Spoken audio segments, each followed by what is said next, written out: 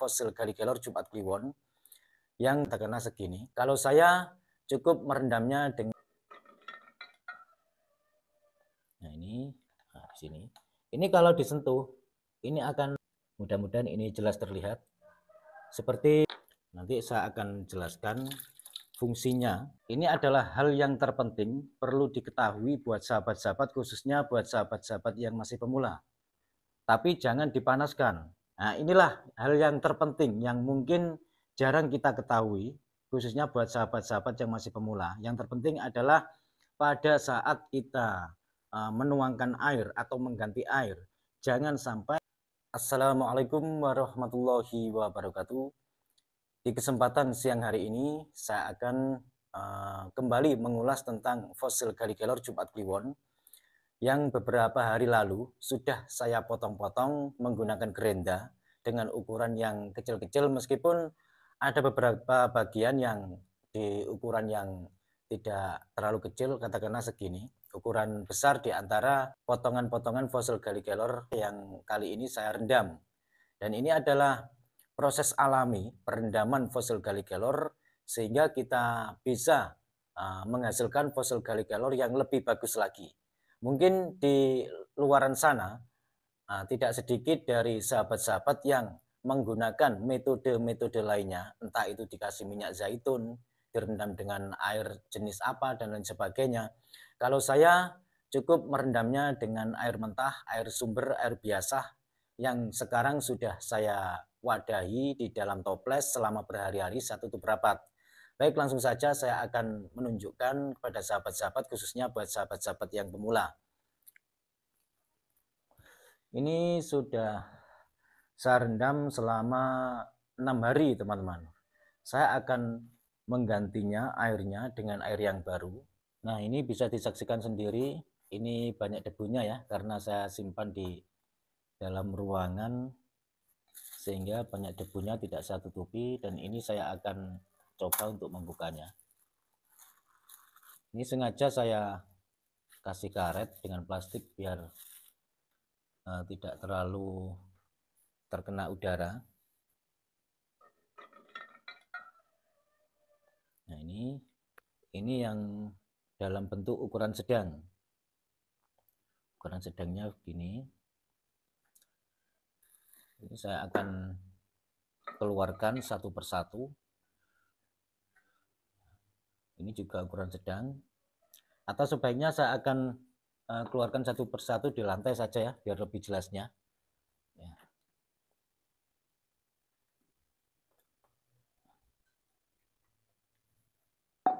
Nah, ini kameranya biar jelas. Ini yang tadi dengan ukuran yang sedang tadi. Ini satu persatu. Terus yang lainnya juga selain berukuran sedang juga ada beberapa yang ukurannya kecil. Namun yang ukuran besar tidak saya rendam karena menurut saya untuk ukuran kecil yang lebih praktis saya rendam. Nah, di sini. Ini kalau disentuh ini akan terasa agak lebih licin, sedikit lebih licin, teman-teman. Ini karena proses pengeluaran kapur secara alami yang masih menempel di sini terkena air berhari-hari sehingga terasa lebih licin jika disentuh. Ada sedikit licin-licinnya.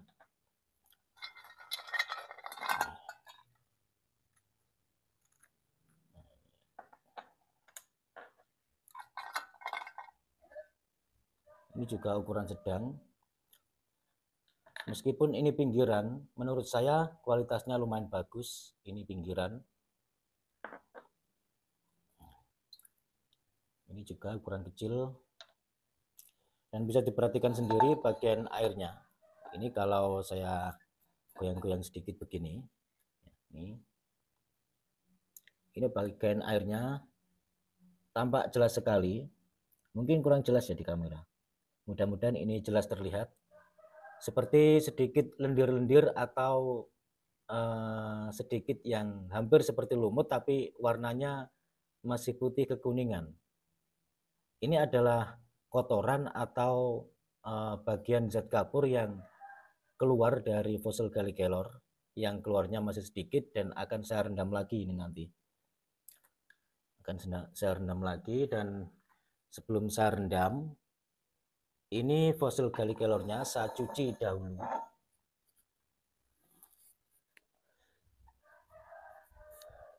Saya cuci di sini.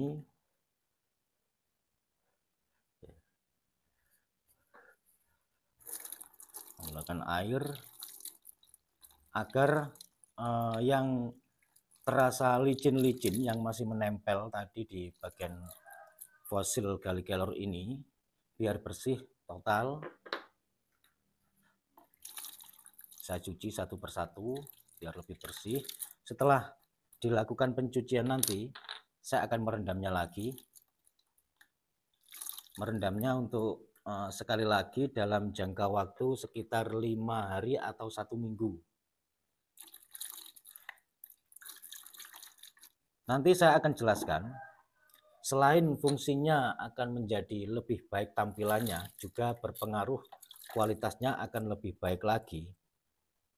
Tentunya kita harus melakukan perendaman ini boleh dalam waktu 1 bulan, 1 tahun, terserah sesuai dengan keinginan masing-masing. Yang jelas kita sudah melakukan perendaman ini dan hasilnya akan semakin menjadi baik atau membaik lebih bagus lagi. Ini sudah hilang yang terasa licin-licin.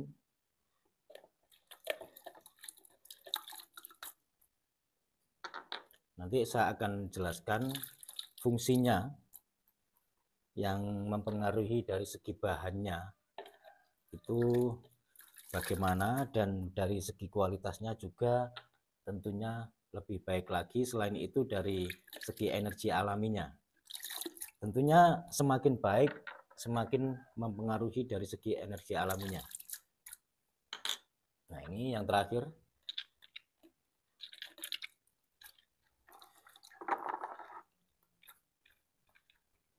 Alhamdulillah sudah selesai. Ini saya yang bekas rendamannya tadi yang sudah kotor karena zat kapurnya keluar, juga kotoran-kotoran yang terdapat pada pori-pori fosil Gallikelor sudah keluar di sini. Saya buang di sini dan saya akan kasih air lagi di sini untuk lakukan perendaman. Nanti saya akan jelaskan manfaatnya keseluruhan.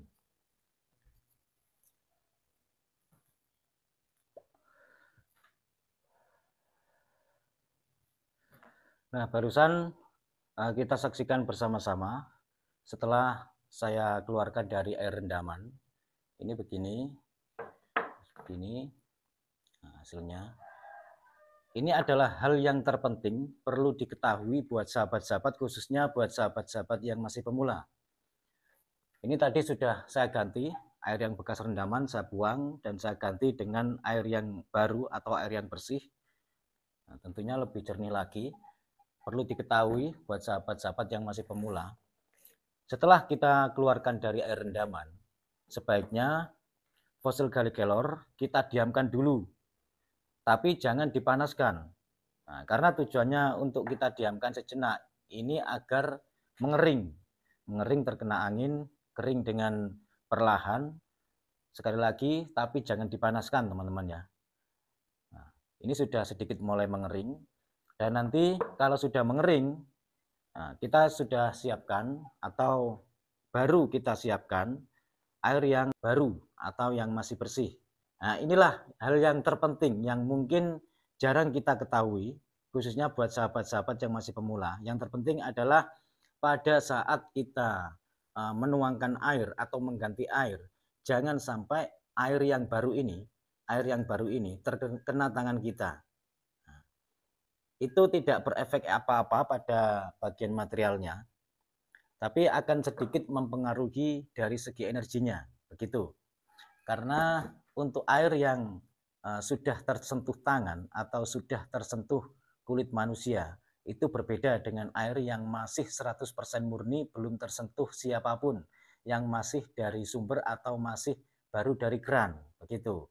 Dalam agama Islam, bahwa air tersebut yang sudah tersentuh terkena kulit manusia disebut dengan air mustakmal, sehingga tidak bisa dipakai lagi untuk mensucikan meskipun air tersebut dalam kondisi suci. Nah, Ini adalah metode yang mungkin jarang sekali kita ketahui, khususnya buat sahabat-sahabat yang masih pemula. Sepertinya hal ini sepele, tapi ini sangat berefek sekali pada himpunan energi yang terkandung pada fossil Gallic-Keylor. Karena ini proses perendaman, sebaiknya kita rendam dengan air yang benar-benar murni, yaitu air dari sumber yang masih mentah atau kita ambil dari keran yang belum kita sentuh sama sekali atau belum masuk kategori air mustakmal yang masih benar-benar bisa dipakai untuk bersuci. Begitu. Lalu efeknya apa jika air tersebut sudah tersentuh oleh kulit kita? Efeknya sih tidak terlihat ya, hampir tidak terasa. Karena tidak berefek apapun pada fossil Gallic-Keylor. Tapi efeknya nanti akan berbeda dengan energinya yang terhimpun di dalam fossil Gallic-Keylor ini. Mungkin ini ada perbedaan pendapat, bahwasanya mungkin ada dari beberapa sahabat-sahabat yang tidak sependapat dengan ini. Monggo saya persilahkan, dan itu hal yang biasa karena apa yang saya lakukan, apa yang saya jalani dalam merawat fossil Gallic-Keylor ini menurut pengalaman saya pribadi, bukan karena pengalaman orang lain. Yang sependapat dengan saya, monggo saya persilahkan untuk mencontohnya, yang tidak masalah. Kita saling menghormati di sini. Dan memang sudah terbukti secara energi pernah saya lakukan, saya rendam di dalam sebuah gelas, 2 fosil bongkahan fosil Gallic-Keylor 2. Yang satu saya taruh di dalam gelas satunya, yang satu lagi saya taruh di dalam gelas satunya, dan saya tutup rapat selama berminggu-minggu. Yang satu airnya saya sentuh dengan tangan, yang satunya tidak. Ini agak silau teman-teman ya, karena terkena sinar matahari, karena ini masih siang. Yang satunya tidak. Sedangkan airnya yang tidak saya sentuh dengan tangan, itu setelah saya deteksi, hasilnya berbeda. Tentunya pada sebuah energinya, ternyata energinya sedikit lebih besar dibanding airnya yang saya sentuh dengan tangan. Dan itu sudah pernah saya coba berkali-kali. Mungkin ini adalah salah satu dari sekian banyak rahasia alam yang jarang kita ketahui, khususnya buat sahabat-sahabat yang masih pemula. Ini bisa disaksikan sendiri, fossil Gallic-Keylor-nya tidak saya panaskan, cukup saya diamkan selama beberapa menit, nunggu sampai keringnya ya. Tidak terkena sinar matahari secara langsung, cuman saya angin-anginkan di atas meja saja. Nah, barusan sudah kita saksikan bersama-sama proses alami perendaman fosil Gallic-Keylor. Kurang lebihnya saya mohon maaf, semoga bermanfaat. Wassalamualaikum warahmatullahi wabarakatuh. Rahayu, rahayu, rahayu, salam budaya.